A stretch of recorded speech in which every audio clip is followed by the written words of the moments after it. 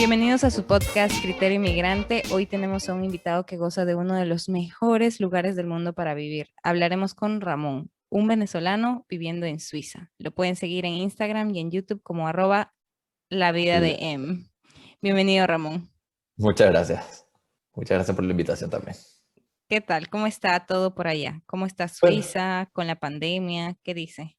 bueno, muy bien. Ahora nos levantamos con un clima espectacular. La verdad es que este invierno se había extendido un montón. De hecho, hizo frío hasta la semana pasada y ya estábamos un poco cansados. Fueron 7 meses de frío constante, lluvia y nieve y, bueno, demás menudencias. Con respecto a la pandemia, siento que al principio Suiza pudo haberlo gestionado un poco mejor, pero bueno, como todos los países, ¿no? Esta es una situación única en la historia porque una enfermedad no se había expandido tan rápido en toda la historia humana, ¿no? Entonces, no se puede culpar a ningún país por haber reaccionado de X o X, de X o Y manera porque no hay precedentes. Entonces, ¿cómo son realmente cuál sería la mejor manera? No se sabe. Pero bueno, nosotros aquí no cerramos las fronteras en muchísimo tiempo. Después hubo un periodo muy corto de confinamiento, que realmente no era tan obligatorio. Realmente tú sí que podías salir. Pero bueno, la verdad es que se pasó con bastante relajación. Sí. Yo no Oh. creo que fuese tan estricto aquí como lo fue en otros lugares. En Suiza hay mucha gente, tú sabes, que pase de los 65 años, que sea de riesgo de ese grupo. Sí, sí, sí, claro, bastante. Sí, sí. Es increíble. No tanto como en otros países de la Unión Europea por cuestiones relacionadas a la vida aquí cuando ya eres viejo, pero sí que, claro, hay una población importante de gente mayor. Wow, wow. Bueno, ¿y a ti te dio el COVID o no, todavía no? Sí, a mí me dio. Wow. ¿Y qué Sí, tal? ¿Estabas a punto de con todos los síntomas o te sí, dio leve? todo. Lo único que no padecí demasiado fue la dificultad para respirar, no llegó a ese punto, pero sí tenía tos, aunque la tos fue ocasional, no fue perenne, ¿no? Entonces, al principio me sentí con un malestar general, no demasiado fuerte. Lo que sí puedo em, digamos que enaltecer más es el hecho de que me cansaba demasiado. La Ujú. semana anterior a caer realmente enfermo, estaba muy cansado, demasiado cansado, todo el tiempo, y me dolían los músculos y tenía una sensación de fatiga constante, ¿no? Sí. Entonces, nada, en lo que me hice el test ya me dijeron sí, que tenía que quedarme en mi casa por 10 días, más o menos 12 días. Y bueno, como todos, ¿no? Pero sí recuerdo que los primeros 2 días sí tuve fiebre y me sentía bastante mal, un poco de tos, pero a partir del tercer día ya era más el cansancio, el dolor muscular que otra cosa, y lo pasé bastante bien. Lo cierto es que yo he tenido gripes más potentes que el El COVID-19. COVID. Bueno, Ramón, vamos a hablar de tu historia como inmigrante. Cuéntanos, ¿cómo es que llega primero? Para los que no sepan, Ramón es venezolano, tiene pasaporte suizo, tiene pasaporte español y vive en Suiza. Entonces, esto es mucho que decir de toda una vida, ¿ok? No mucha Efectivamente. gente tiene más de un pasaporte, así que cuéntanos cuál es tu historia. Yo sé que tu abuelita es gallega, si no me equivoco. Sí, Y yo vi uno de los podcasts que tú publicaste y tu abuelita me encantó, tengo que decírtelo. Es uno de los mejores, me hizo recordar mucho a la mía y es uno de los mejores, las mejores historias que he escuchado de una inmigrante pasando por todo eso en todo ese periodo de tiempo. Entonces, creo que tu familia como que trasciende esa historia de inmigrantes, porque no eres el primero, ¿me dejas entender?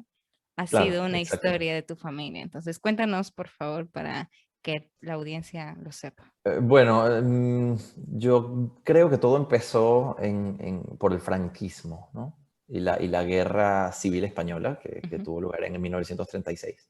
Entonces, mis abuelos nacieron en esos años y posteriormente la Segunda Guerra Mundial, que también en lo que termina la Guerra Civil Española, empieza la Segunda Guerra Mundial con la invasión a Polonia y termina en el 45. Entonces, claro, mis abuelos vivieron ese periodo del franquismo en el que a pesar de que España no participó directamente en la Segunda Guerra Mundial, sí sufrió mucho los estragos de pues, los problemas que estaban más allá de la frontera de la península ibérica, ¿no? Entonces, mis abuelos siempre vivieron en Galicia, son enteramente gallegos.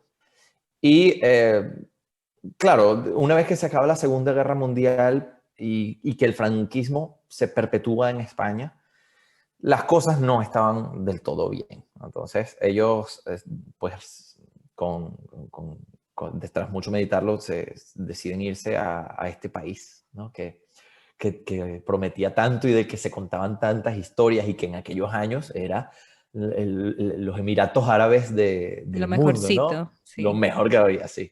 No, porque en Venezuela dicen que se gana mucho dinero, contaban. Porque claro, ahora nosotros ya estamos acostumbrados a que la información está al alcance de un clic, ¿no? Es en un segundo, pero en aquel entonces eran boletines, eran historias que te De contaban. viajeros que llegaban después de meses. Exacto, o que venían después de años, o que mandaban una carta y decían, bueno, esto aquí es así o asado, ¿no? Entonces, bueno, mis abuelos deciden irse en barco, pero quiero recordar que en aquellos entonces, en aquellos años no había avión, vuelos comerciales. Y cuando llegan allá, pues claro, se encuentran con este mundo tropical completamente diferente, ¿no? En el que, imagínate, en la Galicia de los años 50, ahí ni siquiera se veía gente que pueda lucir como yo o como tú, o morenitos de tez más oscura, ¿no? O sea, era todo el mundo ahí, pues, gallego, ¿no? Y llegan en este universo que es tan diferente. Y entonces, bueno, claro, mi abuela, ella siempre fue mucho más española en un sentido nacionalista, ¿no? Siempre sintió también un poco de pertenencia con Venezuela, pero nunca realmente plantó sus raíces personales allí. Mi abuelo, por el contrario, que murió hace relativamente poco, sí se venezolanizó completamente. Era muy gracioso escucharlo porque él hablaba gallego, con acento español, pero decía, yo soy venezolano, carajo. Entonces, era muy venezolano, se sentía muy venezolano y vivió toda su vida en Venezuela. Él se fue, él llegaría allá con 20 años quizás, y no menos, mucho Wow. menos, 18 años, y vivió toda su vida ya, vivió 40 años en Venezuela, 50 años en Venezuela. Entonces, él se sentía realmente, genuinamente muy venezolano, ¿no? Claro. Entonces, ¿qué pasa? Que yo nací, claro, posteriormente nace mi mamá, del lado de mi papá ya es otra historia porque allí sí son mucho más venezolanos. Pero nace mi madre en ese entorno gallego, ¿no? Y cuando yo nací, ella era muy joven, ella tenía 19 años, o acababa de cumplir 20. Y empezó a estudiar medicina, ¿no? Entonces la medicina es una carrera que, bueno, Muy demandante. sí, tienes que estar todo el tiempo estudiando eso. Y a razón de eso, claro, yo tenía que pasar la mayor parte del tiempo, Con en tu especial el abuelo. tiempo libre, con mis abuelos. Entonces, claro, yo nací y crecí en esta burbuja gallega, ¿no? En donde la comida que comía era gallega, la gente con la que hablaba eran amigos gallegos de ellos, el idioma, porque el idioma gallego no es el castellano, Ujú. el Es idioma gallego diferente. Es es diferente. diferente. Yo creo que se puede entender el 90%, pero sí tiene cosas, ¿no? Entonces el idioma de mi casa, bueno, mis abuelos no son tan galleguistas, no tenían un gallego tan profundo, porque ahora hay un gallego de Shakespeare que, bueno, es inentendible. Pues ves la televisión gallega y hablan gallego correcto, ¿no? Es un gallego que es el estudiado, es el de la literatura gallega. Pero en mi casa, como en muchas de las partes del norte de Galicia, no se hablaba el gallego puro, sino que se hablaba el gallegoñol, ¿no? Un español con gallego, ¿no? Nosotros no decíamos árboles, ¿no? Que son los árboles, ¿no? Pero sí decíamos o leite, la leche, ¿no? Entonces era como una mezcla de gallego-español, que es el gallego que yo todavía conservo. Entonces, claro, después cuando yo empiezo el colegio y veo que el gallego no era lo común, digo, vaya, ¿qué está pasando aquí? ¿No? Yo tenía 3 años, yo tenía tres Claro. años. Y, Entonces, y- yo lo que hice fue ver que el gallego no era un idioma, sino que era una forma de hablar de los abuelos. Los abuelos hablan gallego. Y de hecho exacto. yo no entendía que el gallego era otro idioma. Para mí el gallego era como los abuelos hablaban. Entonces también me parecía raro que algunos otros abuelos no hablaban de esa forma como mis abuelos. Entonces, bueno, debe ser que mis abuelos tienen esas palabras así. Y claro, Ya después con los años fui entendiendo, pero no fue hasta ya después. Yo empecé a viajar bastante a España, ¿no? Para estar en contacto con mi familia, porque todos mis primos estaban allá y ya era muy pequeño, yo a los 6 años. Y entonces, claro, cuando finalmente nos mudamos, yo tenía 15 años y me preguntan que si yo, mis familiares, que si yo entendía el gallego, que si yo hablaba el gallego. Y en ese momento fue que yo me di cuenta, era como que ya yo lo sabía, pero en ese momento fue cuando realmente caí en cuenta de que el gallego era un idioma diferente y que eso era un universo muy distinto, ¿no? Y yo pasé un tiempo muy corto en España. ¿Por qué? Porque yo en Venezuela estudiaba con un maestro de violín extraordinario, Domingo García, creo que todavía vive allá o está entre Miami y Venezuela, no sé cómo es la historia ahora. Y cuando yo le comento que me voy a mudar a Europa, a España, volver a mi tierra, muy entre comillas, ¿no? Él me dice, ¿pero tú quieres irte? Y yo le digo, mira, realmente no, ¿no? Porque claro, yo tenía en Venezuela todos mis amigos, tenía mi vida, tenía todas esas cosas. Pero al mismo tiempo, sí sentía muchísima pertenencia con Galicia. Más que con España, con Galicia, ¿no? En mi casa siempre fuimos muy de, sí, nosotros estamos en Venezuela, pero nuestro lugar realmente es Galicia. Entonces, pero claro, por el lado de mi papá, era muy venezolano, él era completamente venezolano desde De generaciones, ¿no? raíz. Claro, de origen puro. Entonces, claro, como mis padres se divorciaron y yo era muy pequeño, yo pues estaba más en contacto con ese lado gallego de mi familia que con el lado de mi papá. Pero bueno, toda una mezcla, ¿no? Que es lo típico de la América Latina, en realidad. En América Latina, todos los que son Rodríguez, Hernández, Fernández, Velázquez, Vázquez, son todos, tendrán algún tatara nieto español, así que todos en Eso es lo realidad, que yo digo. Yo debo tener por ahí un abuelo, un tatarabuelo. seguro. Con total y absoluta certeza. Sí, sí. Y así es como tú obtienes el pasaporte español, entonces. ¿Y el Eh, suizo? el suizo es otra historia, porque el pasaporte español es de familia. No, Ujú. yo realmente no tuve que hacer nada. Es mi madre, mi abuela que es gallega, mi mamá es gallega, yo soy gallego por extensión. Entonces no hay realmente nada. El suizo es diferente. Y precisamente cuando yo le digo a mi profesor de Venezuela que me voy, él me dice, bueno, ¿por qué no vas a Suiza y pruebas allá? Porque mi hijo estudia dirección de orquesta en Ginebra. Claro, para mí en aquel entonces Ginebra era Rusia, o sea, ¿qué voy a saber yo de Ginebra? No, un niño de 15 años en Venezuela dice Ginebra. Ok. Claro. De hecho, hay una anécdota que es que yo fui a la estación de tren en Galicia para preguntar, ya antes de irme, la víspera, no sé, un mes antes. Y le pregunto al de la estación de tren, hola, es que yo tengo que hacer un viaje largo. Y él, ok, ¿a dónde vas? Y le digo, voy a Praga. Y yo, claro, Praga es la Muy, capital de la República Checa, ¿no? claro, Yo es muy digo, diferente. mezclé Praga con Ginebra. Digo, ay, qué burros, qué burros. Bueno, pero que no, ¿qué le vas a hacer? ¿No? Pero ¿y así, te así fuiste estaría. finalmente a Praga? No, Ah, ok. imagínate. No, porque esa sería la historia. No, imagínate, llegó a Praga, que bueno, aquí estoy. ¿Dónde están? ¿Dónde están mis amigos? No, llegué a Ginebra, llegué a Ginebra. Un poco tiempo después ya me di cuenta y dije, ay, qué tonto.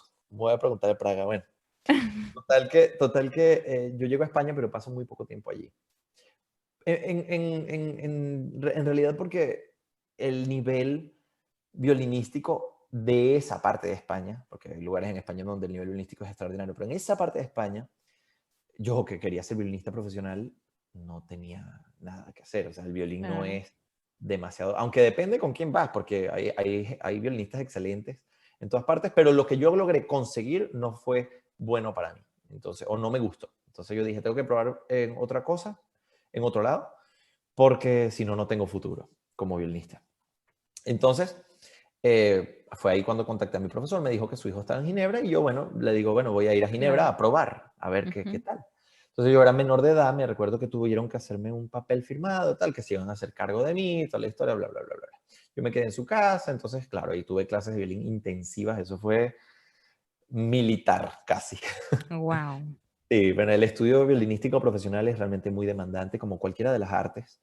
tienes que dedicarte de una manera casi fanática para poder quizás tener alguna posibilidad de dedicarte a eso a tiempo completo, porque el mundo artístico es realmente muy exigente. No estamos hablando, claro, del mundo artístico pop o nada de eso, que ya es No, distinto. no, no, Es lo que ellos llaman la industria, no. exacto. En el mundo artístico ya más bien académico, vamos a decirlo así, Ujú. pues sí hay una dificultad que es inherente a la falta de empleo, en realidad, ¿no? Wow. En fin, total que yo llego aquí, hago una audición y me becan y me quedé. Y desde entonces he estado aquí, desde los 16. O sea, estuvo un momento de transición en el que tenía que viajar, ¿no? Tenía 16 años, tenía que venir, estaba un tiempo aquí, entonces volvía, después vine, volvía, y ya cuando cumplí 17, hice las audiciones finales y a los 18 ya, bueno, vine un poquito antes justo para cumplí, y ya desde ahí no me volví a ir más.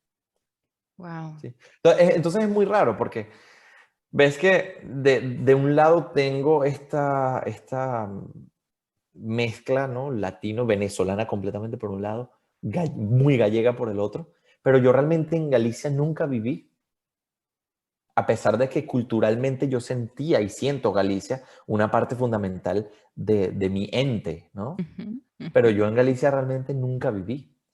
Entonces, claro, vengo a vivir a Suiza desde que soy un adolescente y hasta ahora yo he estado siempre aquí. Entonces, por una parte me siento muy suizo, porque es lo que conozco, ¿no? Me siento muy venezolano, me siento muy suizo, pero también me siento muy gallego, aunque yo en Galicia poco viví, pero no, es muy extraño, es una situación muy extraña. Y siempre me Complicada, sentí un complicada. poco, sí, siempre me sentí un poco extraterrestre porque decía, mira, o sea, me preguntan siempre dónde eres. Entonces yo digo, bueno, es que depende de la persona que me lo pregunte. Porque si me lo preguntas tú, yo te voy a decir, soy venezolano. Porque tú vas a escuchar cómo yo hablo y vas a decir, bueno, que me va a contar este que es español. No, No, no. obviamente. Tú puedes decirme que tú eres suizo también. Yo te creo. Y yo Ya, te ya, creo. pero es que depende a quién también me lo pregunte, porque si Claro, tiene mucha razón. un venezolano me lo pregunta, yo no le puedo decir, no, yo soy suizo. Lo que me va a decir, tú lo que eres es un altanero, que de hecho mucha gente a veces lo percibe así. Dicen, no, no, pero es que con muchas cosas que están ligadas a Latinoamérica, yo tengo unos vacíos extraordinarios culturalmente hablando, Mm, porque no viví lo suficiente allí. O sea, ese periodo en el que uno empieza como que a disfrutar con los amigos, a salir, a irse de fiesta, eso yo nunca lo viví. Entonces, yo no me fui a la playa, eso es una tradición muy grande en Venezuela, una tradición, entre comillas también, que la gente se va a la playa, ¿no? Con los amigos y entonces tienen ahí las fiestas y bebiendo y no sé qué y tal. Yo eso nunca lo viví. Yo ni siquiera sé cuáles son las playas en Venezuela, conoceré dos. Espera, pero eso también, tú sabes, hablando de que tú tocabas violín y todo eso. Tú tocas violín actualmente. Yo soy violinista Tú profesional, eres violinista profesional, exacto. esa es mi profesión, sí. Exacto. Como porque tú te gustaba tocar violín, yo no creo que a mucha gente en Venezuela que le toque, que alrededor de una persona que le guste tocar violín vaya a hacer ese tipo de actividades tampoco. Me dejo entender, es como eh, para las personas que no están tan comprometidas con el arte de estudiar algo, como tú dices, una disciplina, casi, Sí. casi como que tú te tienes que estar preparando para eso toda tu vida. Bueno, Entonces, lo que pasa es que el violín, como las artes, pero en particular los instrumentos clásicos, ujú, eh, requieren de esa disciplina desde que se es muy joven. Porque una persona que tiene 15 años, que tiene 16 años y dice, ay, mira, yo en realidad he estado escuchando música clásica últimamente y yo quiero ser violinista profesional. No hay manera. No hay manera. Una persona que empieza tan tarde no tiene vida en el mundo clásico. Y y- te pueden decir lo que sea, la respuesta es no. De hecho, tengo un compañero que empezó a los 13 años y ya eso es tardísimo para el violín, porque hay que empezar a los 5 o 6 años. Y lo logró y es un excelente instrumentista. Sí, sí, sí. 5 o 6 años, Sí, sí, sí. de verdad. Yo empecé a los 7 y ya eso es tarde. Sí. Para un violinista es tarde. Wow, con razón. Mira, a mí me encanta la música clásica, me fascina, ¿ok? Es algo que me transporta a otro lado.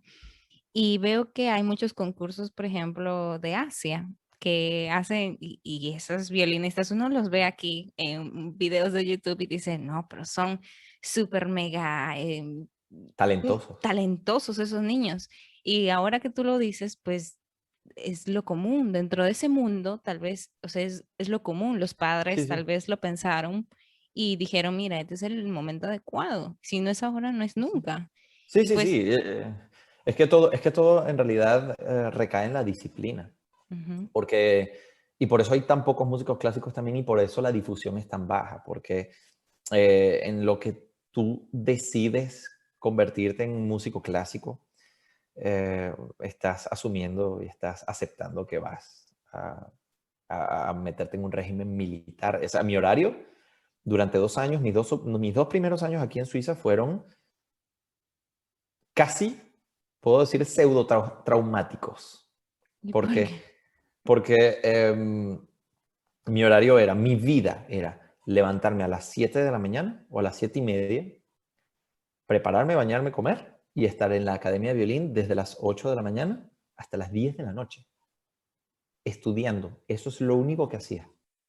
Tenía una pausa al mediodía de 1 o 2 horas. Bueno, tú puedes más o menos decidir cuánta pausa tomar, pero en teoría tenías que tomar 1 hora de pausa. Y tenía que hacer como mínimo 8 horas de estudio diario. Como mínimo. Yo estudiaba, y a veces a mí, yo en mi mejor momento llegué a estudiar quizás 12, pero no aguanté ese ritmo demasiado tiempo, aguanté quizás 6 meses, porque era realmente muy demandante. Pero si yo estudié con ucranianos y con japonesas, que eran unas máquinas de disciplina. O sea, a mí me parecía que yo estudiaba como un loco y yo veía a esa gente y yo decía, mira, esta gente no tiene alma porque yo no sé cómo son capaces, pero es que es una cosa extraordinaria. O sea, que yo llegaba a las 8 de la mañana y ya todas las habitaciones, todos los salones de estudio están ocupados y estaban todo un montón de japoneses allá. Eran casi todas mujeres, había 2 hombres, había un suizo alemán y un chico de Georgia, un país, no de Georgia, Estados Unidos, sino Georgia en Asia, ¿no? Ahí al lado de Armenia y Azerbaiyán. Y tocaban brutalísimo, pero no eran tan disciplinados como esas mujeres, Dios mío. Había una ucraniana que vivía ahí. O sea, yo no sé para qué se iba a su casa porque ella vivía ahí. Estudiaba como una máquina extraordinariamente disciplinada, que me acuerdo su nombre, se llamaba Ayaka.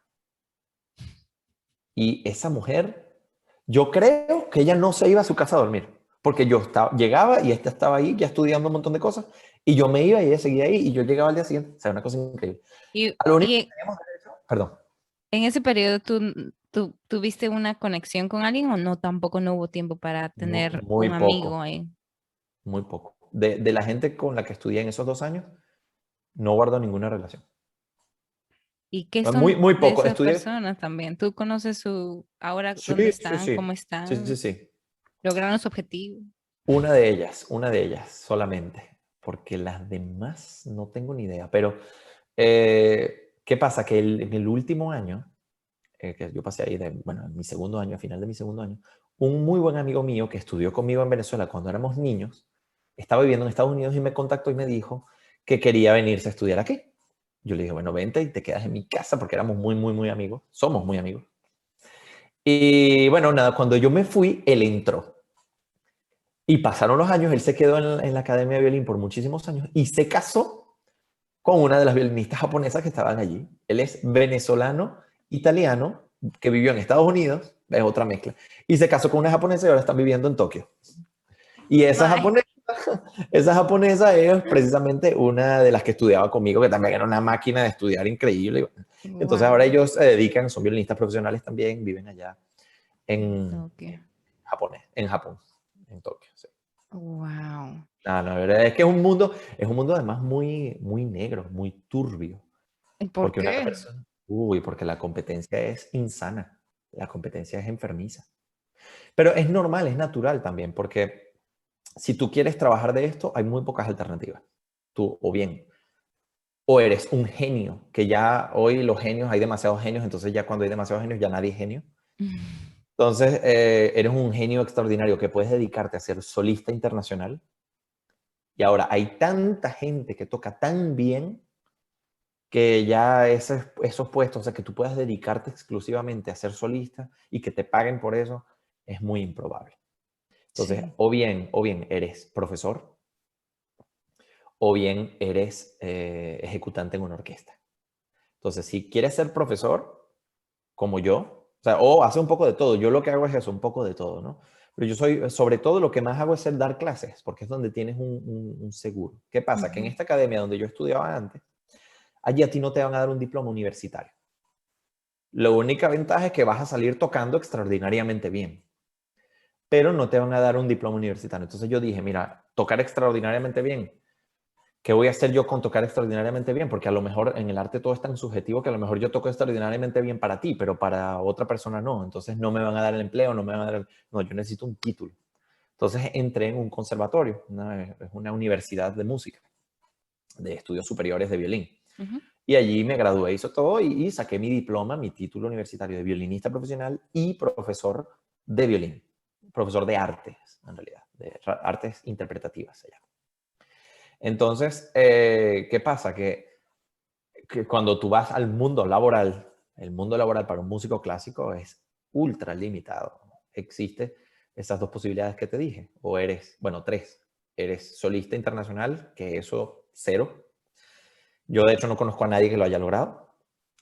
Eres profesor o ejecutante en una orquesta. ¿Qué pasa? Que en una orquesta, si tú quieres, aquí en Suiza, por ejemplo, que están los salarios más altos del mundo, si tú quieres tener un puesto en una orquesta, sí, vas a tener un salario extraordinario. Vas a ganar como muy poco 6.000, 5, 6.000 dólares al mes, que está muy bien. Pero, ¿qué pasa? Que hay 100.000 violinistas en el mundo Ujú. por un puesto. Entonces, ¿qué pasa? Se libera un puesto, ok, se liberan dos puestos. En el mejor de los escenarios, se liberan 5 puestos, algo que yo nunca he visto, pero puede pasar. Se liberan 5 puestos. Para esos 5 puestos van a aplicar los 1.000 violinistas más preparados del planeta Tierra. Complicado. ¿Cómo ganas? O sea, tienes que no solamente tocar muy bien, sino tener mucha suerte, ser muy bueno y hacer lo que el jurado ese día quiere escuchar. Entonces, ¿qué pasa? Que la otra vez, hace poco, tengo un amigo que fue a hacer un concurso allá en Ginebra por la Orquesta Suisse Romande, que es una de las orquestas más famosas de aquí, y por un puesto se presentaron 150 personas. 150 personas porque es COVID. Entonces solamente se podían presentar los de alrededor. Una vez por un puesto de contrabajo en la orquesta de la Tonhalle en Zúrich, se presentaron 500 Por un puesto. por un puesto. Entonces, ¿cómo haces? Es imposible. O sea, la posibilidad se reduce a que tengas suerte y que, bueno, te levantaste con el pie correcto ese día. Derecho. Claro. Y como profesor también es muy difícil porque si tú quieres dar clases, o sea, hay tres, digamos que hay tres niveles. Tú puedes, o cuatro, tú puedes dar clases en lo más alto que hay, que es el conservatorio superior, la universidad, lo que es prácticamente imposible porque para tú dar clases no solamente tienes que tocar extraordinariamente bien, sino que tú tienes que ser famoso. Hoy en día, ¿cómo te haces famoso en el mundo académico? Es muy Tocando. difícil. Tocando y Sí, ser tocando, pero conocido. todo el Pero mundo toca. al final, exactamente, no es medio Entonces, ¿cómo complicado. hace? Es salirse, o sea, tienes que ser particular, tienes que tener un gran currículo, tienes que haber sido invitado. O sea, es muy difícil meterse en ese mundillo. Claro Y que sí. después además la competencia otra vez es brutal.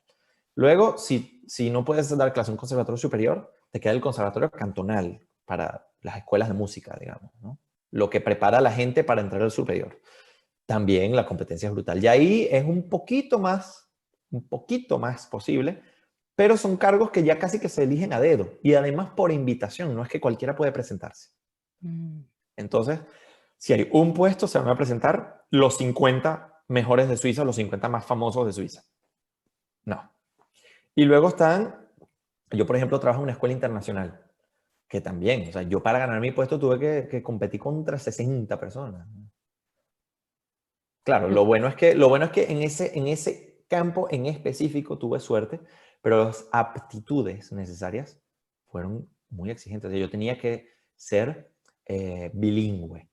Y no, bilingüe no de castellano, porque el castellano aquí no te sirve de nada. Ujú. Tienes que ser bilingüe. Entonces, por suerte, mi nivel de francés es muy bueno porque yo hice la universidad aquí. Y mi nivel de inglés también es muy bueno. Entonces, tengo C1, C2. C2 quizás, diría C1. Entre C1 y C2, de ambos idiomas, de inglés y francés. Y el plus de que mi idioma materno es el castellano. Entonces, Ujú. eso ya les gustó mucho. Además de ser muy buen violinista profesional, tenías que ser muy buen pianista. Entonces, por suerte, yo estudié siempre muy concienzudamente el piano. Entonces, tocaba muy buen piano. Entonces, tenía como muchas cosas que filtraron a las demás personas y al final quedamos para la ronda final 2 o 3 Te y gané. eligieron, gracias a Dios. Por, ¿Cómo por, por, fue? por- ¿Cómo fue eso de estudiar francés e inglés? ¿Te fue muy difícil? Mm, yo no creo que, no se me, pero es complicado también porque por 2 motivos diría yo. El primero es que a mí se me dan muy bien los idiomas. Probablemente la música ayuda en eso, ¿no? Ujú, O sea, yo ujú. escucho una cosa, de hecho que tengo muchos alumnos coreanos, rusos, pero en una escuela internacional tengo de todas partes. Y entonces les digo, mira, todos los días a mis alumnos rusos o coreanos o árabes, eh, o, mm, ahora tengo varios de Botswana, entonces me enseñan el Setsuana, que es el idioma local de ellos allá en Botswana. Entonces les digo, todos los días enséñame algo, entonces lo voy anotando y poco a poco, entonces lo puedo repetir muy rápido, lo agarro muy rápido. He aprendido a hablar, a decir cosas en ruso muy rápido, en coreano, entonces siempre se me ha dado muy bien. Entonces al momento de tener que aprender el inglés o el francés, lo pillaba así. ¿Ves? Y luego también tengo la ventaja de que mi idioma materno es el castellano o el gallego. El gallego me ayudó mucho, por ejemplo, con la estructura gramatical del francés. Hay ciertas cosas del gallego que se parecen bastante, que no se parecen tanto en el castellano. Ujú, Entonces, claro, ya al tener porque cada idioma es matemáticamente similar al anterior. Entonces, exactamente. si ya tú entiendes una cosa muy, muy difícil de aprender cuando tú solamente hablas español, por ejemplo, es que traducir literalmente es un error. ¿No? Por ejemplo, yo recuerdo que en el colegio yo le preguntaba a mi profesor, profesor, ¿cómo escribo lo? Por ejemplo, para decir lo mismo, ¿no? Él me decía, the. ¿Ah? ¿Y cómo escribo la? The. ¿Ah? ¿Y cómo escribo el? The. Coño, ¿y todo es the? Entonces, claro, luego me di cuenta con los años de que no puedes traducir literalmente, tienes que entender contextos, ¿no? Ujú, Entonces, absolutamente. yo nunca estudié en academias ni nada. Todos los idiomas que hablo los aprendí solo. Y tengo una pregunta acerca de eso. Como tú fuiste autodidacta, Sí. eh, ¿tú ves esa diferencia de personalidades cuando tú hablas cada idioma? Oye, esa es una pregunta muy interesante. Mm, sí, yo creo que hay, no sé si personalidades. Lo que pasa es que muy interesante esa pregunta porque uno cambia la entonación y el énfasis de lo que quiere decir en función de cada idioma. Además que cada idioma pues puede sonar más agresivo o menos. Por ejemplo, insultar en francés es un chiste, ¿no? Sí. Em, y en inglés, el inglés es un idioma mucho menos educado, por ejemplo, ¿no? A menos que lo lleves al extremo. Por decir algo, el castellano es un idioma, Muy rico, es mi favorito. muy Y rico. siempre hay gente que me debate, no, que el francés y tal. No, no, no. Con ver el diccionario ya lo ves, el diccionario castellano es una Sí. burrada, es una Biblia. El diccionario francés son 3 hojas, ¿no? Y nadie habla con un francés tan pulido como puedes encontrar gente hablando castellano muy refinado, ¿no? Ujú, Entonces, además, el castellano es un idioma muy descriptivo. Tú con el castellano puedes decir exactamente lo que quieres decir, aún con las limitaciones que tenemos todos los que hablamos el castellano, que realmente no controlamos este idioma como podríamos hacerlo, mm, porque carecemos de mucho lenguaje. Pero en el francés tú no ves ese tipo de cosas. El francés es un idioma mucho más como tiene que ser. Es decir, las frases se estructuran de esta forma y así es correcto, punto. En el castellano no. En el castellano tú puedes darle la vuelta. Puedes decirla de una En forma activo, distinta. pasivo, etcétera. Pues, o De sea, hecho, el castellano tú puedes hacer para que sea una pregunta. Puedes hacer para que sea una confirmación. Por ejemplo, ¿te gusta? Eso es una pregunta. ¿Te gusta? Eso es una afirmación. En francés no. En francés tú tienes que crear la frase. y Si la tú quieres estructura decir, cambia, claro. si tú quieres decir, ¿te gusta? Tienes que decir, es que tu aimes. O sea, es que. Tienes que agregar eso del principio, es que. Para decir una confirmación, tu aimes. Ujú, ujú. Y el inglés tiene la singularidad de ser un idioma mucho más práctico, pero al mismo tiempo ser menos respetuoso. Entonces, me pasa mucho en mi trabajo que cuando me voy a dirigir a una persona, a un superior o a una persona mayor, no me gusta dirigirme a esa persona en inglés porque lo tuteo demasiado. Con you. Con you, claro. Entonces, si le digo, would you like to try that, por ejemplo, ¿no? O te gustaría probar esto. O would you like to come? ¿Te gustaría venir? ¿No? Pero no me gusta decir te gustaría, porque es una persona mayor o un superior. Entonces, cambio a francés. Est-ce que vous voulez venir? Est-ce que vous préférez le faire comme ça? ¿No? Ujú. Porque el vous es mucho más educado. Y el castellano ya es una maravilla, porque puedes decir usted, o podrías ya decir a su persona, o podrías decir Claro, como los a colombianos que dicen a todo usted, ustedes, tal, claro, y claro. usted. Entonces, creo que a mí, por ejemplo, aquí me dicen eso de que yo utilizo mucho usted y que por eso soy una persona muy polite en ese sentido, pero realmente es como yo le voy a decir a una persona mayor que yo, tú, a mí no me enseñaron eso. A mí me enseñaron que yo tengo que hablarlo con usted, al menos en el aspecto laboral. Entonces, Sí, sí, pero en España, por ejemplo, es raro. Se utiliza para cosas demasiado extremas, ¿no? De emails o cartas. En la vida cotidiana se tutea muchísimo más. Pero ellos tienen el vosotros. ujú, sí, Sin embargo, también existe el vos, ¿no? El en vos, Argentina, en sí, pero Argentina es correcto en castellano. Ahora, también. lo que no es tan correcto es lo de, qué sé yo, como ellos dicen, vení, ¿no? Vení, eso no está, eso creo que no está bien. Dice vení, Sí. Hay algunos pero acentos ahí sí, sí, que sí. es Pero al mismo prácticamente su tiempo, lenguaje, de sí, ahí específico, muy sí, sí, sí, específico. sí. Sí, pero bueno, al mismo tiempo, si tiene tantos hablantes, no puede ser incorrecto, ¿no? Ujú, Entonces, ujú. toda No, una y aparte historia. la misma sociedad hace su propio lenguaje. Es como o sea, las comunidades indígenas anteriormente crearon poco a poco su lenguaje, cómo se comunicaban. En África, por ejemplo, cuando entrevisté a una chica, me dice que hay diferentes lenguajes por tipo de tribu. Y eso es muy interesante porque, o sea, eso te dice que la persona en ese momento quiso comunicarse y creó su propio lenguaje, así como ahora, por ejemplo, dos mejores amigas en un colegio pueden crear un lenguaje de señas único. Entonces ya ese es un tipo de lenguaje. Es muy Sí, sí. curioso cómo funciona eso alrededor del mundo también. Sí.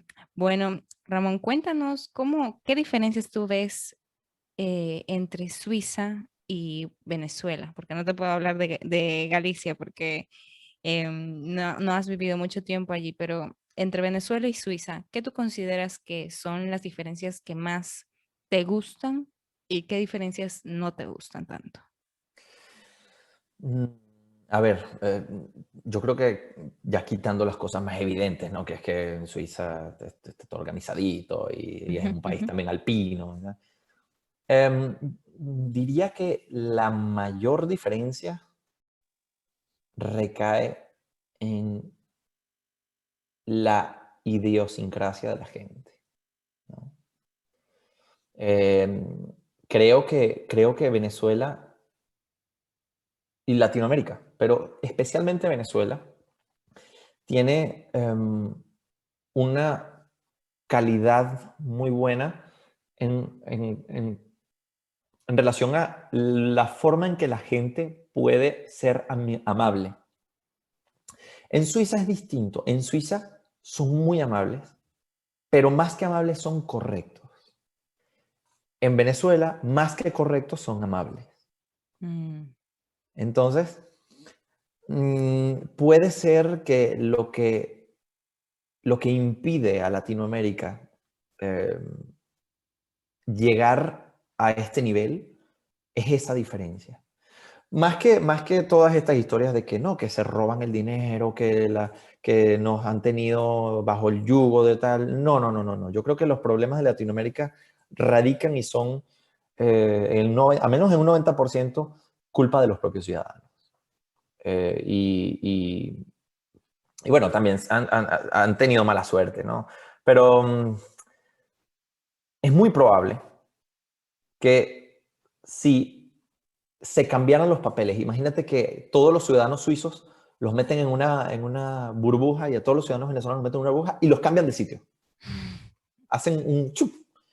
En poco tiempo Suiza va a ser un desastre y Venezuela va a convertirse en Pero no por en un las mismas país. personas, sino por la idiosincrasia que poco a poco se ha ido ganando. Creo que Sí, se sí, sí, trata porque más de los límites sí, que uno se no pone. tiene que ver no tiene, creo yo, no tiene que ver con la gente en particular, con los individuos, sino más bien como este pensamiento colectivo que existe, ¿no? De Ujú. aceptar cosas que no deben ser. O sea, yo me acuerdo que yo estaba en el colegio y muchas veces quería hacer cosas correctas y hacer las cosas correctas está mal. Cruzar por el rayado está mal, porque si tú lo haces eres un tonto. ¿Eh? Ujú, ujú. Pararte en el semáforo en rojo está mal, porque si tú lo haces eres un tonto. Tú tienes que ser vivo. Entonces, me acuerdo que allá una vez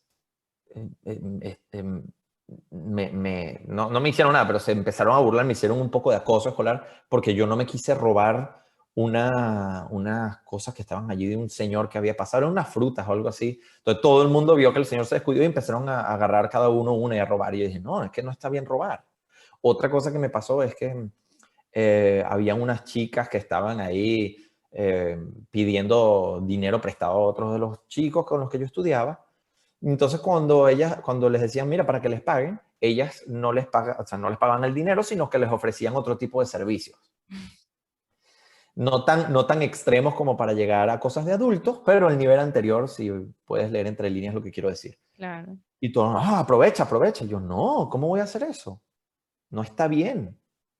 No está bien ni que ellas lo ofrezcan, ni que yo lo acepte. exactamente. Está mal. Entonces, siempre en el colegio tuve muchísimos problemas por cosas como esas. Otra, por ejemplo, estaba en un examen, o sea, el profesor dio la clase, el profesor dio la clase y hizo el examen de esa clase, y no era una clase de matemática ni de álgebra, era una clase de castellano y de tonterías como diptongos e hiatos. Eso, dio la clase, era una clase de 2 horas, dio la clase la primera hora y en la segunda hora hizo un test. Entonces veo yo un montón de gente copiándose y haciendo trampa en el examen y digo, "Mira, te la acaban de dar. No te copies". O sea, el profesor lo está haciendo para ver si tú aprendiste. No te Ujú. está tratando de hacer algo malo. Bueno, casi me matan.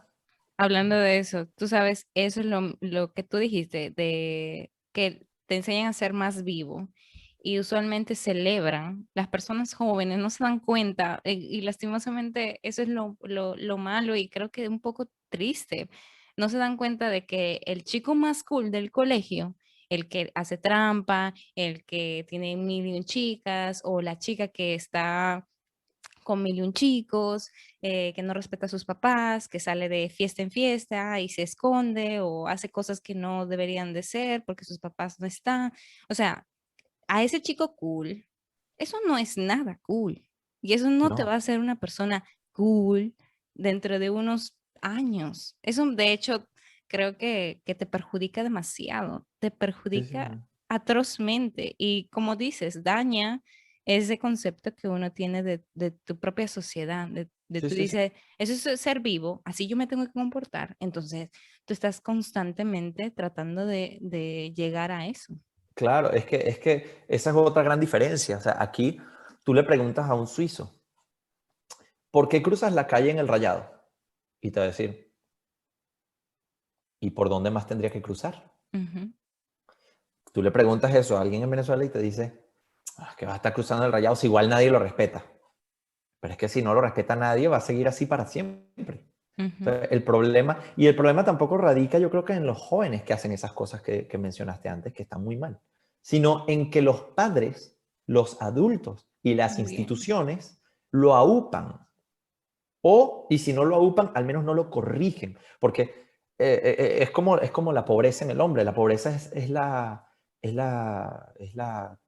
¿cómo se dice? La condición natural del hombre. Entonces, si tú naces y eres pobre, si tú quieres cambiar esa condición, tienes que actuar. Ujú. Entonces, de la misma manera, o sea, el mal comportamiento, la guerra, la violencia, muchas veces es la condición natural. No siempre, porque hay muchos estudios en los animales que muestran que no siempre son violentos, pero en la mayoría de los casos lo son. Exactamente. Los mamíferos, todos son violentos. Y el animal más cercano a nosotros, que es el chimpancé, es un animal que puede ser extremadamente violento, de matar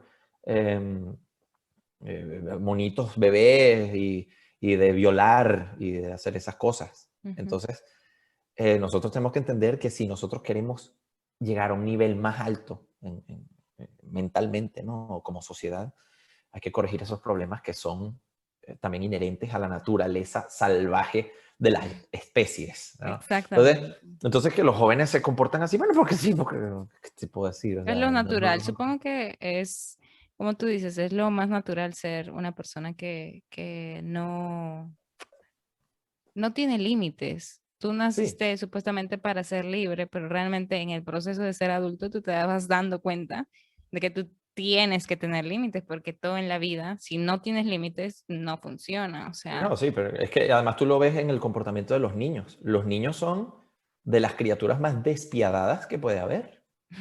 Si tú dejas a un niño sin corrección, se puede sí. transformar en un sádico. Ujú. Entonces, es muy importante, perdón, siempre guiar eh, tanto a niños, jóvenes, como a adultos. Lo que pasa es que, bueno, después la plasticidad del cerebro ya va cambiando y cambiar la forma de pensar de la gente es extremadamente difícil, ¿no? Ujú. Sí. Porque si tú dices a un niño, eso está mal, tienes que corregirlo, ok. Pero si tú le dices a un adulto, eso está mal, tienes que corregirlo. No, el que está mal eres tú porque... Exacto, Entonces, exacto. Bueno, hablando de niños y todo eso, sabemos ya de que tú vas a ser papá pronto. mm. Em, ¿Qué tipo de pensamientos te han llegado de ser inmigrante en Suiza y ser papá al mismo tiempo por primera vez? Es muy difícil. Tus preguntas son muy difíciles. Por eso son muy interesantes y tienen siempre un trasfondo muy, muy intenso. Bueno, a ver, Gracias, gracias. ha sido bastante complicado y de hecho hemos hablado mucho al respecto, mi esposo y yo, porque ¿de dónde va a ser el niño, no? Primero. Y qué se va a sentir el niño. Yo lo primero, lo más importante, ha sido en función a su nombre. Nos costó muchísimo encontrar su nombre. Si se trataba de una niña, eso ya lo dijimos por ahí, se iba a llamar Gala. ¿Por qué? Porque además mi apellido es Velázquez, entonces no podía ponerle un nombre francés, Jean-Claude Velázquez. No, imagínate qué feo. ¿No? Entonces necesita un nombre neutro, pero sobre todas las cosas necesita un nombre que sonara igual en los tres idiomas, ¿no? Que sonara en francés igual, en inglés igual y en castellano igual y potencialmente en alemán porque la mayoría de los hablantes en Suiza son germanoparlantes. Entonces, habíamos decidido, bueno, ese nombre Gala, que en francés es Gala, en inglés es Gala y en castellano es Gala y en alemán es Gala. Ujú. Pero no salió niño. Entonces, bueno, fue una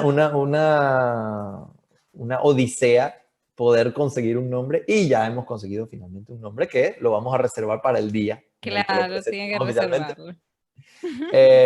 Pero sí, sí, también porque para conseguir nombre de niño, ¿y por qué? ¿Por qué pensamos en llamar a Gala o a este otro nombre? Porque primero no queremos que él se sienta que hay diferencia, porque en casa yo le voy a hablar castellano y mi esposa le va a hablar exclusivamente en inglés, porque yo quiero que él tenga esos idiomas como idiomas maternos, porque realmente su idioma va a ser el francés, el idioma en el que mejor va a hablar, mejor va a escribir y mejor se va a desenvolver va a ser el francés. Entonces yo quiero pelear contra eso, que él no vaya a decir, bueno, yo hablo francés y hablo castellano, inglés. No, yo quiero que los hablen bien todos. Y que sienta que son parte de él y que él sienta que es parte de este país, ¿no? Que yo quiero explicarle que él es suizo. Él nació en Suiza y que su papá es suizo, pero que también él viene de un lugar muy lejano. Claro, no voy a decirle de Venezuela, porque para él Venezuela va a ser Venezuela, ok, bueno. Pero que él viene de un lugar muy lejano, que ha sido toda una historia y que él es que gran parte de él viene de Venezuela y que de gran parte de lo que, de lo que lo ha traído hasta aquí ha sido Venezuela. Las cosas malas, pero también las cosas buenas, ¿no? Ujú. Entonces, bueno, esa crianza va a ser un poco particular porque yo tengo ya la premonición de que voy a ser bastante estricto, pero por una causa justificada, ¿no? Claro, como creo que los papás tenemos, bueno, yo no, ya todavía no voy a ser mamá, Aún. pero aún, pero creo que cuando uno es papá en otro país,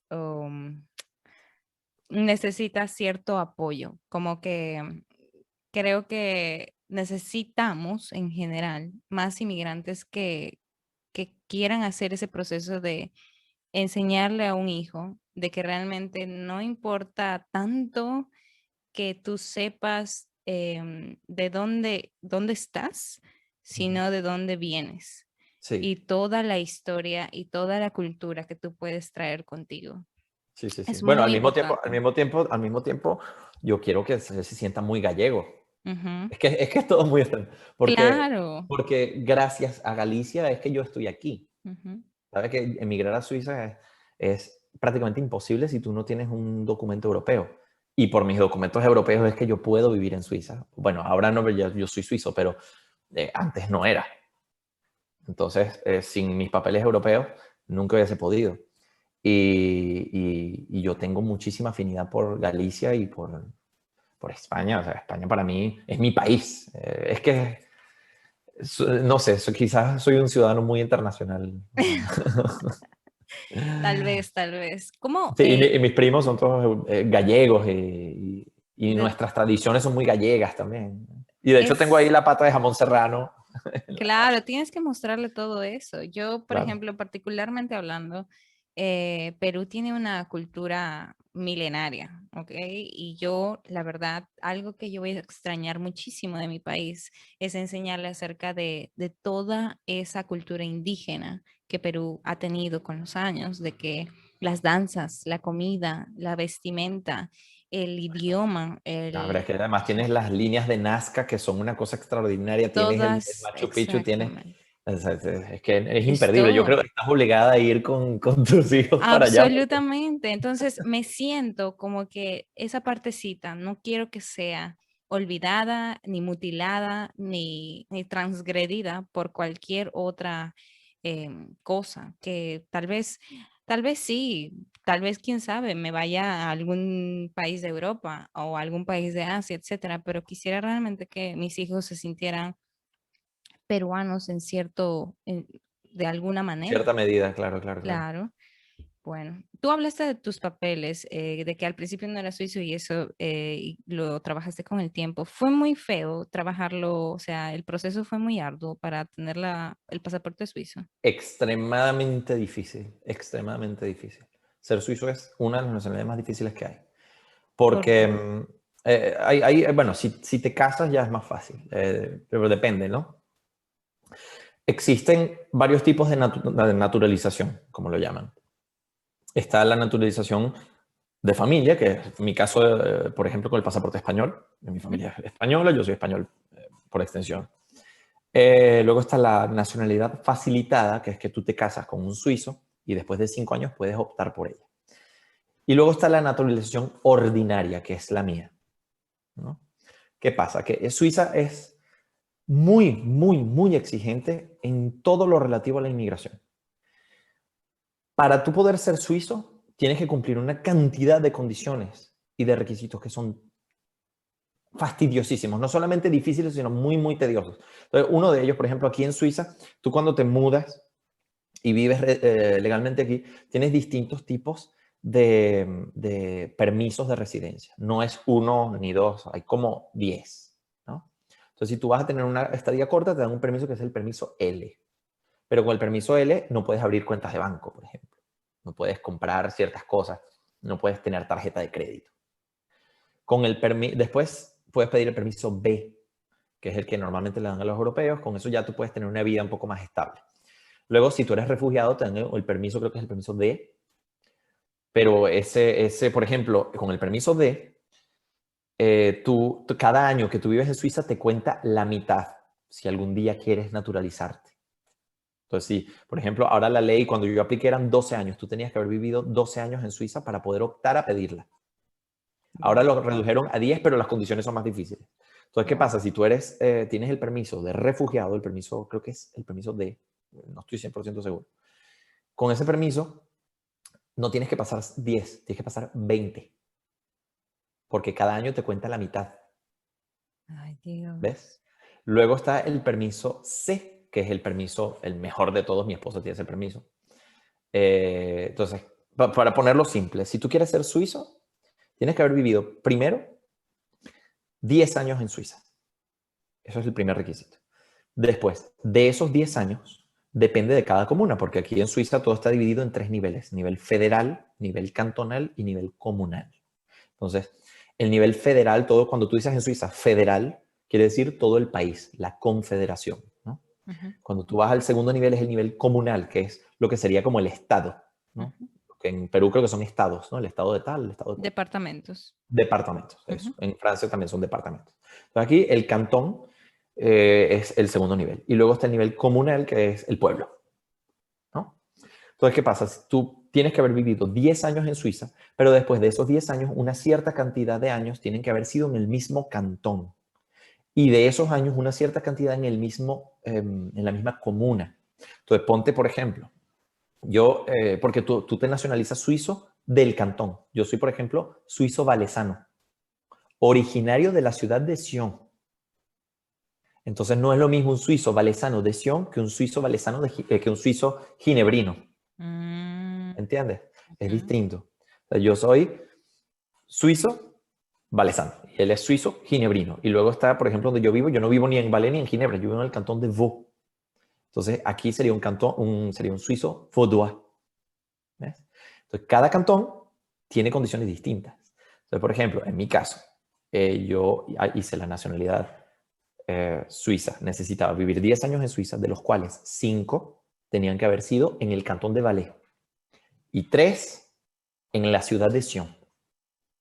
¿Qué pasa? Que si yo vivo 10 años o 9 años, vamos a poner, yo vivo 9 años en el cantón de Valais, o sea, en Suiza, y de esos 9, 5 o 4 son en el cantón de Valais y luego 2 son en Sion, y yo me mudo a otro pueblo, pierdo todo, tengo que volver a esperar 3.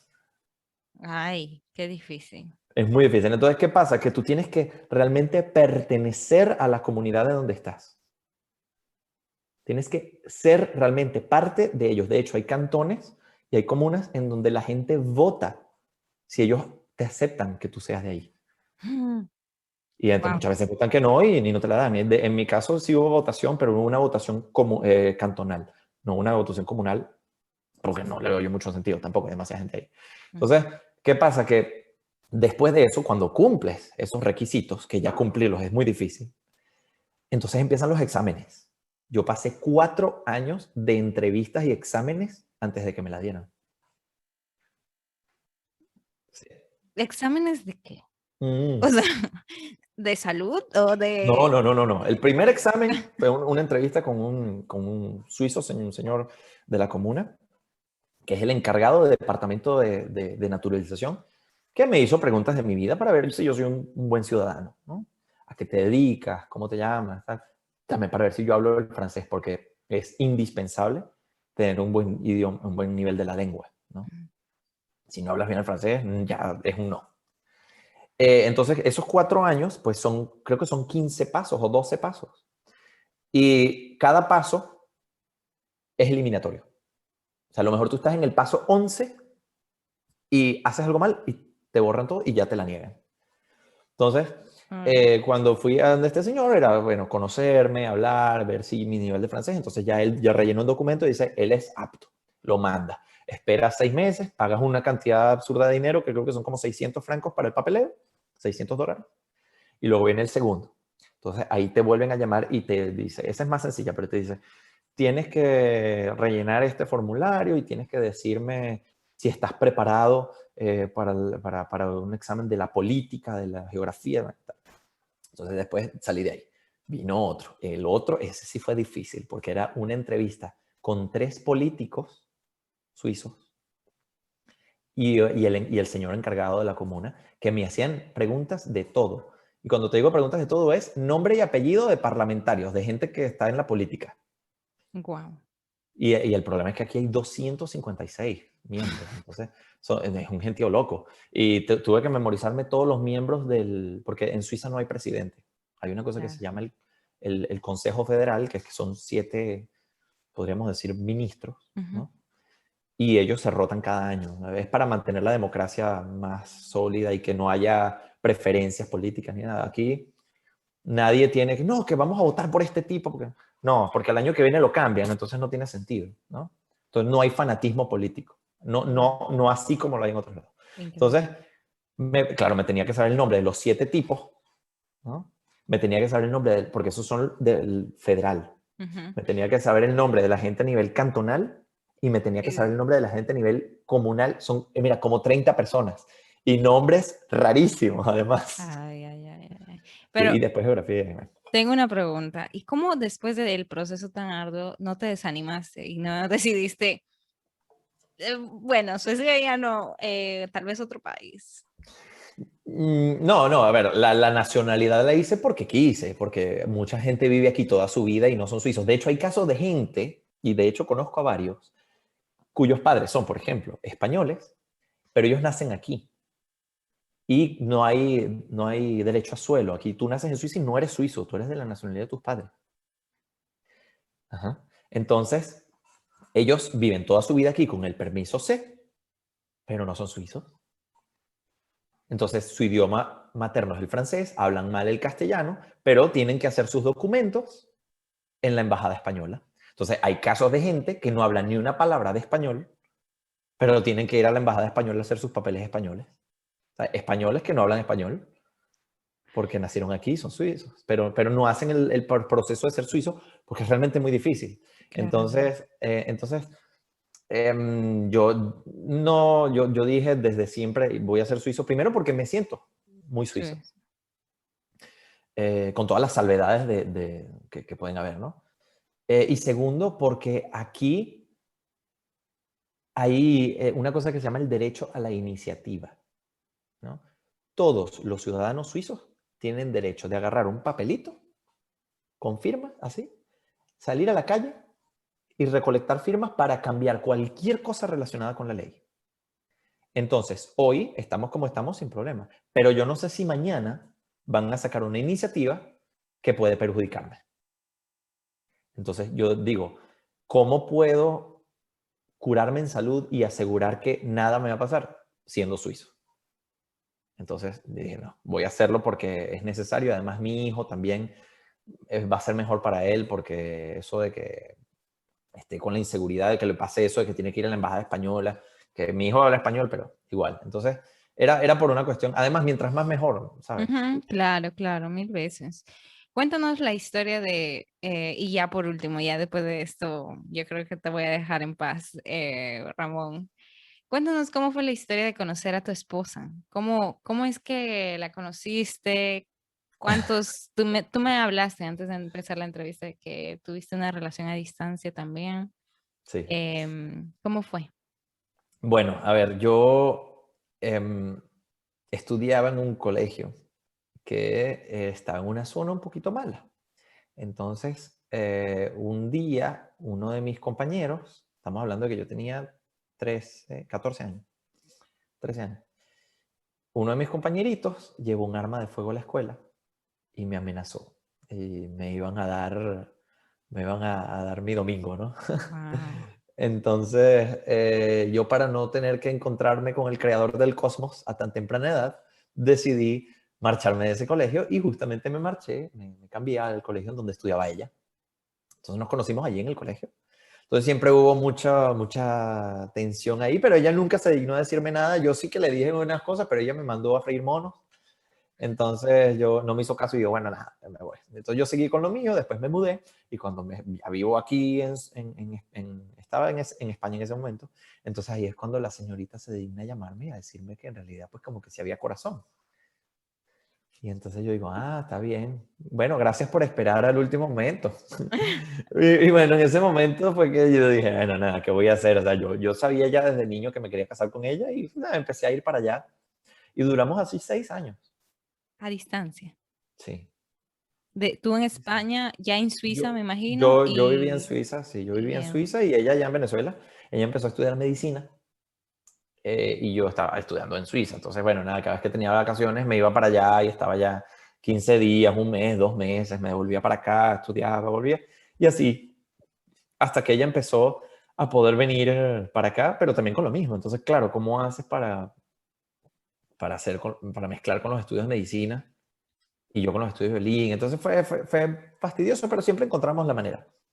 Hasta que la cosa en Venezuela se puso muy peligrosa para los estudiantes de medicina y pues, imagínate, entraban a las salas operatorias a amenazarlos con armas de fuego, a los Wow. médicos y a los estudiantes. Entonces, a mi esposa le llegó, creo que fue uno baleado de arriba abajo que parecía más un queso suizo que un hombre y dijo, mira, esto no lo aguanto más yo. Wow. Y dejó la carrera en cuarto año de medicina y se vino para acá y la mejor decisión que pudo haber tomado porque está muy feliz y bueno, desde entonces ella llegó a España, nos casamos en España, estuvimos en España un tiempo allí, después nos vinimos para acá y desde entonces ha vivido aquí. Que eso también fue un proceso porque yo tuve que pedirla, ella era venezolana, no tenía papeles de nada, entonces me casé con ella para ya de una vez facilitarle todos los papeles y solicitar su residencia, porque para que ella pudiera venir a vivir aquí, yo no siendo suizo, tuve que explicarles que bueno, que ella es muy simpática y yo quería estudiar aquí, vivir aquí. Tu historia de amor, Pues, no, tal y cual. casi me lo niegan, sí, sí. Wow, no, No, no, es increíble. La verdad es que el amor todo lo puede. Cuando uno realmente está, tú sabes, enfocado. Eso sí, creo que pasa mucho en sí, sí, sí, sí. jóvenes que no creen en el amor a distancia y que dicen, no, pero felices los cuatro. Yo diría no, porque también No, depende mucho de qué persona tú elegiste para no, no, simplemente iniciar también. tienes que ser serio. O sea, si tú te vas a embarcar en eso, hazlo. Pero Ujú. tienes que estar seguro. Los que no funcionan son gente que simplemente no están seguros. O sea, O tal vez no preparados en sí, sus o muchos momentos. peces en el mar y tal, que bueno, o sea, sí, yo entiendo que a ti te puede gustar mucha gente y te parezca linda, pero es que esto ya trasciende eso, ¿no? Ya es una cuestión que va más allá de los rasgos físicos. Absolutamente, ¿No? absolutamente. Mi esposo podría estar contigo 100%. Me dice, ¿Conmigo? sí, Ay, o sea, no, no, o sea, de acuerdo contigo, de acuerdo contigo. ah. Porque él también dice que, y todas las personas a su alrededor dicen que él quiso casarse desde que era muy chiquito y estaba seguro de que quería casarse con la primera persona que él conociese que iba a formar parte de su vida. Y Claro. pues, gracias a Dios, fui yo la primera. Yo no sé por qué me eligió a mí. Em, pero sí, uno tiene que estar bastante consciente y eso creo que uno lo aprende de su familia. Sí, pero yo, ¿sabes? He conocido a bastantes personas que han estado en situaciones similares. No es tan poco común. Lo que pasa es que también hoy en día las cosas funcionan demasiado rápido, ¿no? O sea, yo me acuerdo que cuando yo empecé con ella, los teléfonos no tenían internet. Eran ese mes, eran ese mes. ¿Sabes?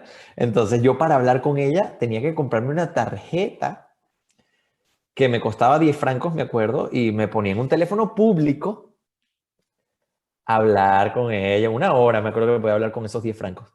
Y le daba y le daba y le daba. Y después apareció porque imagínate, la conexión en aquel entonces era tan mala que no se podía hablar bien por Skype a esa distancia. Wow. Entonces yo no hablaba, yo hablaba era por Messenger. No sé si recordaste Sí, eso. no, claro, claro. Y después aparecieron estos celulares con internet. Yo decía, "Ah". Y después apareció WhatsApp. Imagínate, hoy en día tú le das a alguien un teléfono con WhatsApp y la comunicación es así, instantánea. En aquel entonces yo tenía que ingeniármelas para ver cómo yo podía comunicarme con ella. Entonces ya eso era parte también Muy romántico. de la pasión que eso... Claro, y yo creo que eso tiene mucho que ver también con esa casa que uno tiene que tener al momento de enamorar a alguien, de esa willingness de Sí, querer. es que mira, la vida es un videojuego. Y a ti, si tú empiezas el videojuego con todo hecho y con los trucos y eres inmortal, te aburres de ese juego en No 30 tiene minutos. sentido. Ujú. Pero si te ponen un montón de dificultades y tú tienes que irlas sorteando y pasando y vas subiendo de nivel, ¿no? Y cada vez tienes armaduras mejor y más fuego, más poderes y tal, entonces es mucho más divertido. Entonces es lo mismo, tuve que sortear tantas dificultades que cuando al final lo consigues, dices, ah, ¿no? Y En qué cambio, si todo es bonito. fácil, bueno, tengo un teléfono, tienes WhatsApp, toma, ahí está. Puedes hablar hasta con una persona que está en Alaska. Okay. Sí. Y mientras No. más te cuesta, más lo disfrutas. Más Sí, dices, yo pude haberlo hecho, yo confié en, o sea, como que te puedes echar más flores a tu camino de decir, qué bueno que pasó, porque si no, no sería la persona que soy ahora o no estaría en el matrimonio que tengo. Sí. efectivamente. Ya ves.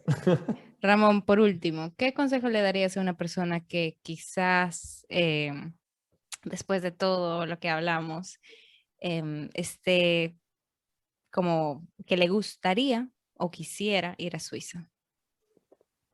¿De vacaciones o a vivir? Bueno, a vivir. Mm, lo primero, lo primero es tener nacionalidad europea. No es que no se pueda sin nacionalidad europea, pero es exponencialmente más duro. Es un 99% más difícil. ¿Por qué? Porque la gente que puede trabajar de aquí, que no es europea, lo puede hacer de dos formas que en realidad son una. La primera es que tú estés trabajando en un organismo internacional como las Naciones Unidas o alguna empresa que requieran que tú seas del cuerpo diplomático. Y la segunda, por ejemplo, si una persona común que quiere venir aquí a trabajar de, qué sé yo, mesero, tienes que demostrar que no existe nadie, ni en Suiza, ni en la Unión Europea, que sea capaz de hacer ese trabajo para que te lo den a ti. Entonces, también, ¿qué pasa? Que aquí hay una cosa muy famosa en Suiza que se llama les apprentissages, los aprendizajes. ¿Qué pasa? Que en Suiza, en Europa no, en España, en Francia no, pero en Suiza, si tú quieres vender ropa en una tienda, tienes que tener un diploma universitario. Y por eso tienes que estudiar 3 años. Entonces no te van a contratar de vendedor de ropa en una tienda porque no tienes título universitario de una universidad de aquí. Si tú quieres, y estupideces como esa, si tú quieres, yo qué sé, ser secretaria, tienes que estudiar 3 años.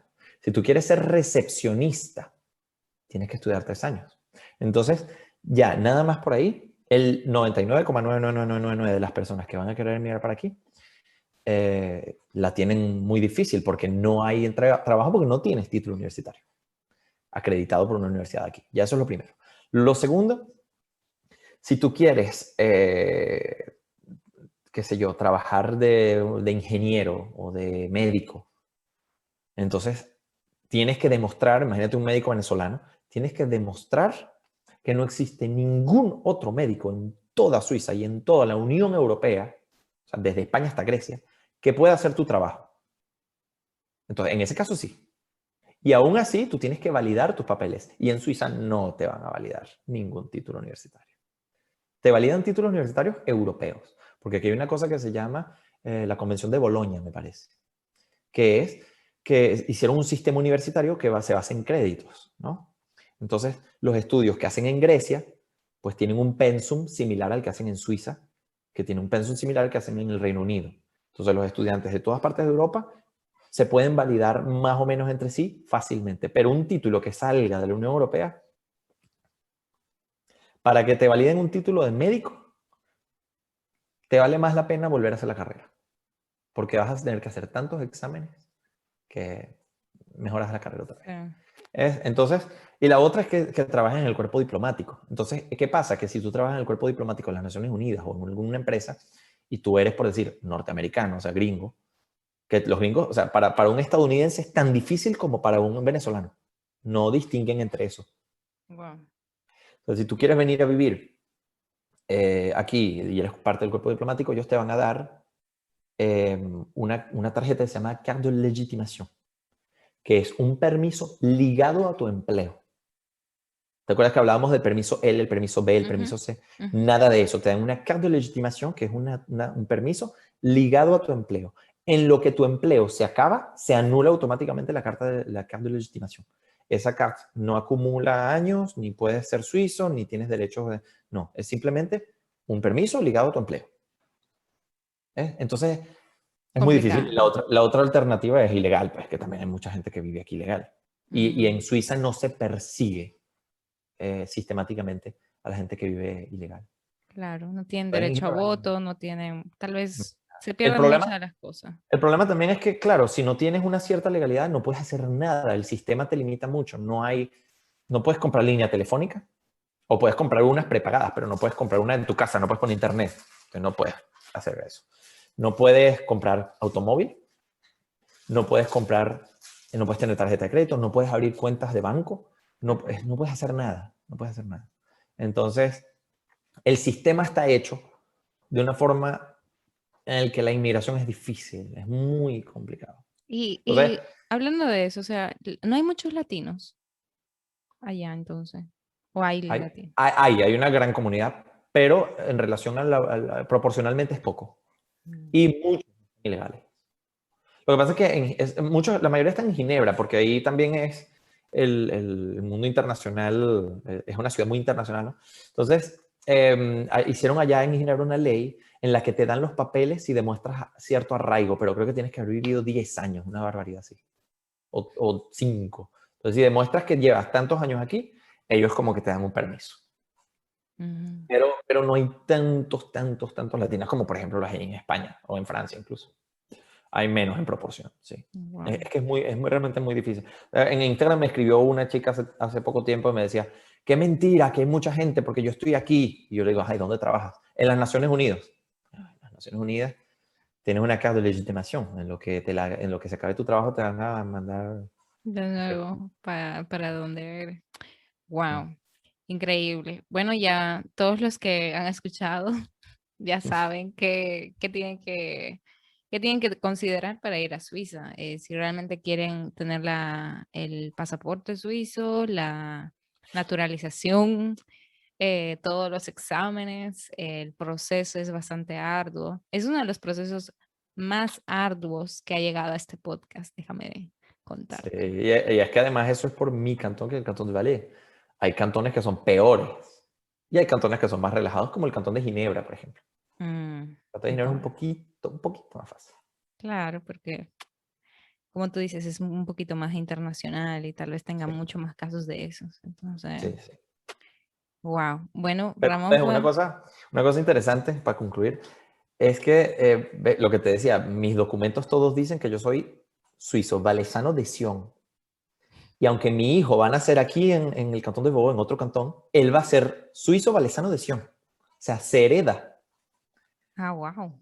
el origen, sí. Y de hecho pueden pasar generaciones. Y a lo mejor mis hijos pueden vivir en Tailandia y nacer en Tailandia, mis nietos, mis tataranietos. Y ellos van a ser suizos valesanos de Sion. Es muy loco. Increíble. Es como el apellido casi. Sí, sí, sí. Sí, sí, sí. Es muy medieval, ¿no? Exactamente. Muy medieval. Bueno. Nada, Ramón, fue un gustazo conversar contigo. Yo espero que siga yéndote bien, que tengas un camino bastante bueno como inmigrante allá en Suiza, que siga, como tú dices, ya tu vida ya como padre va a empezar y vas a poder experimentar un montón de cosas más que hasta la fecha tú sabes, nos falta a nosotros como inmigrantes. Lo digo yo porque todavía no soy mamá y tú prontamente lo vas a experimentar. Sí, voy a ser Em, mamá. Papá, vas a ser papá y pues es una experiencia súper nueva. Espero que te vaya muy bien. Y si hay más preguntas al respecto, pues quedarías completamente de nuevo invitado a este podcast. Muchas gracias. Así Siempre cuando que, quieras. no, más bien, muchas gracias a ti por tener un tiempito para este episodio y por todos los consejos que has dado, las recomendaciones y tu historia per se ha sido muy, muy bonita y Muchas gracias. conmovedora. Muchas gracias. Bueno, pues nada, entonces ya nos veremos otra vez. Dios mediante y cualquier cosa, ya tú sabes, puedes venir aquí a República Dominicana o a Perú y tú me avisas. Ay, ahí nos veremos. Que yo sé que tú viajas mucho, entonces por Sí, eso te sí, lo sí, digo. bastante. Bueno, Nos vemos entonces, Ramón. cuídate.